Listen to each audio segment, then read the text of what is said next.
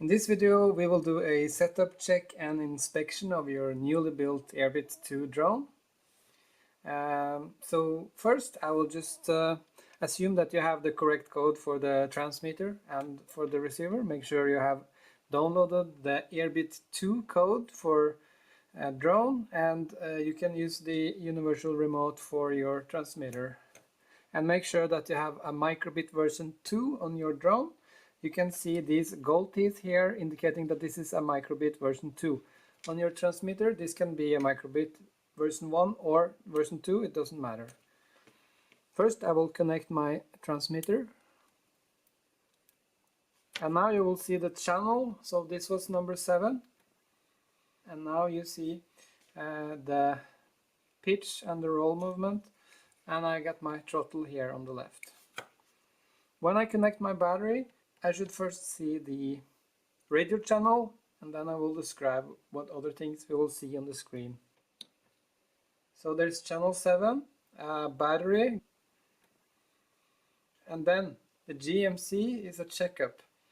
It means that the gyro and the motor controller is okay, and then the calibration is performing, and after the calibration you get the check mark, and then it has successfully done all the system checks.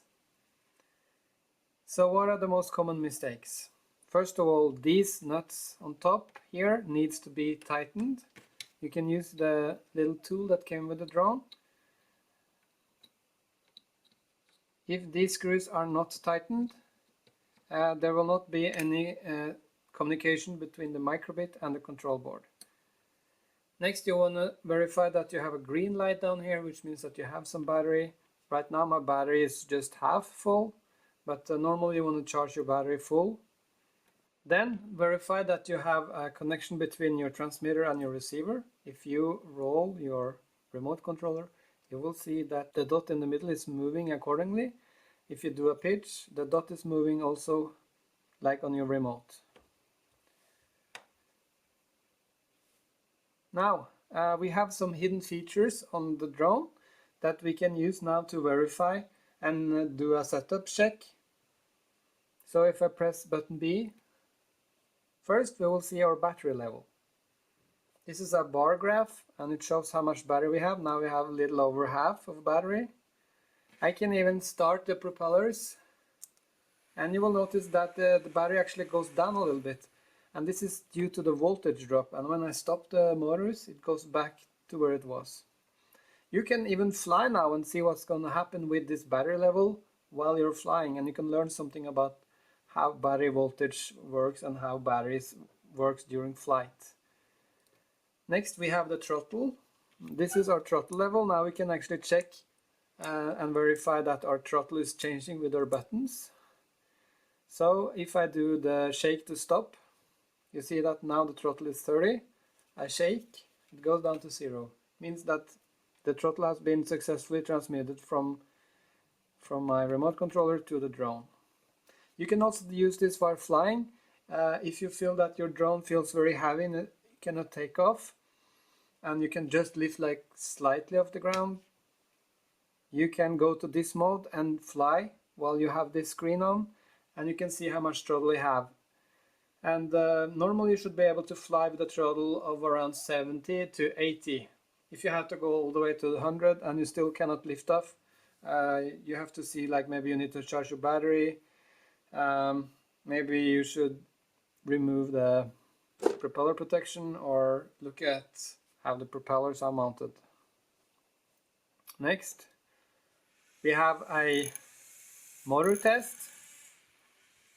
This is testing all the 4 motors one by one. Now you can hear there are some rattling sounds.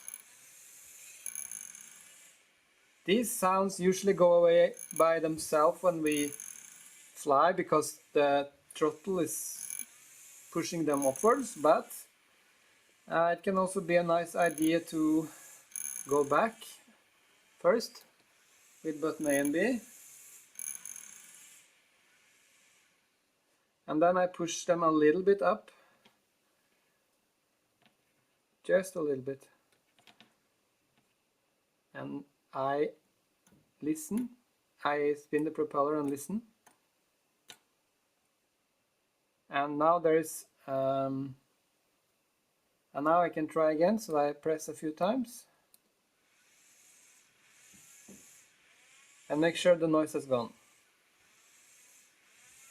Next, this is a motor simulation test. It basically shows you what the control system would be doing if the drone was flying. So it's a way to understand how the gyro sensors work.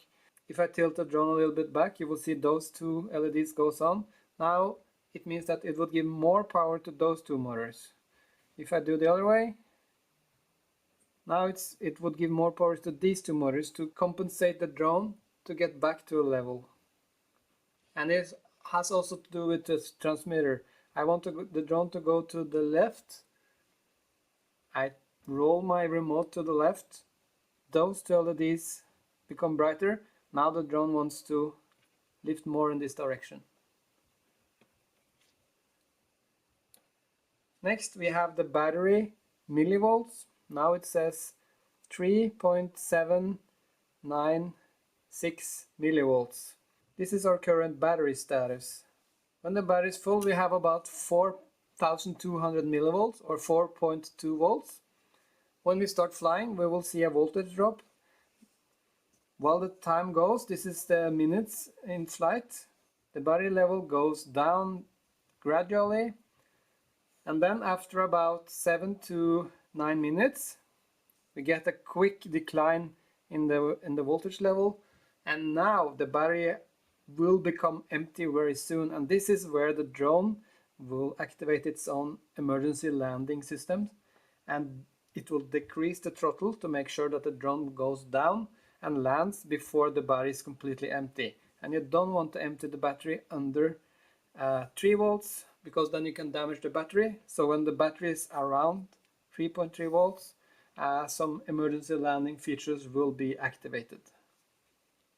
If you search for microbit data logging, there are some great features where you can actually collect and monitor this data in real time and export it to spreadsheets and really learn and understand how the drone works internally. Next time I press button B, it goes back to the main screen. And you can also go backwards through these functions. And at any point you can press button A and B at the same time to go back to the main screen.